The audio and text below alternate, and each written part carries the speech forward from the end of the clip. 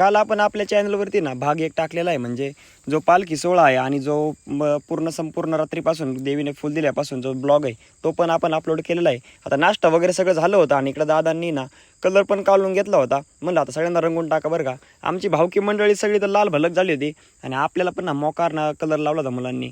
मैं बाबा टिल्लू नाम. इकडे आपले वर्गमित्र म्हणजे सगळेच गँग ना थांबलेली होती. म्हणलं एखादी क्लिप काढून घेऊ, परत कोणाला नाराज नको व्हायला. आणि मित्रांनो आपले ना सगळे लहान मुलांपासून ते ना वयस्कर माणसापर्यंत सगळे आपले फॅन आहेत बरं का. म्हणजे आपण व्हिडिओ तसे बनवतो की शिव्या वगैरे काही टाकत नाही. सगळ्यांचा मी खूप खूप आभारी, तुम्ही एवढं सगळं सपोर्ट करता.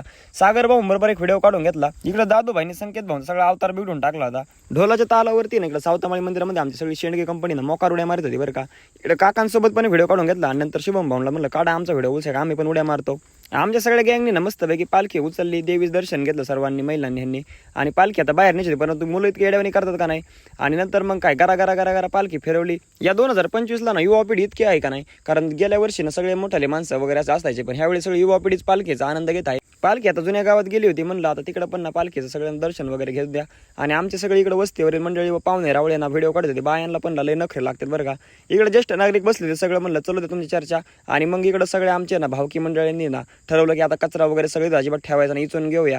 सगळ्या भावकीचं मी खूप खूप आभारी, ज्यांनी नाही असला त्यांचा पण आभारी. छोट्या मुलांपासून इकडे मोठ्या माणसांपर्यंत सगळे ना कोणीच कामाला लाजत नाही बरं का. आबांनी ते इकडं झाडून घेतलं सावतामाळीच्या मंदिरातली पायऱ्या वगैरे. आणि आमचे इकडे भावकी ना म्हणले आता भांडे वगैरे धुवून घेऊ. म्हणलं घ्या, त्याच्या आधी तिकडांचा कालवा बघून घ्या तुम्ही, मोकार डिंगाणा करत येतात. नंतर ना भांडे ते धुवून घेऊ. म्हणलं काकांना देऊन येऊ. परत कसं आहे ना लाल भडक करून टाकले तर गाबड्यांनी पण काय ना.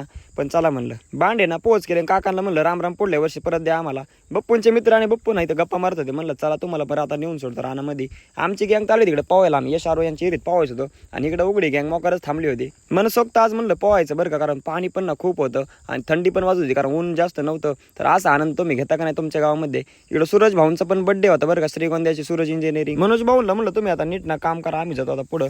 आपल्याला जाता बघतो होतं का इकडे यश भाऊ पण भेटले ना, अजिंक्य भाऊ भेटले.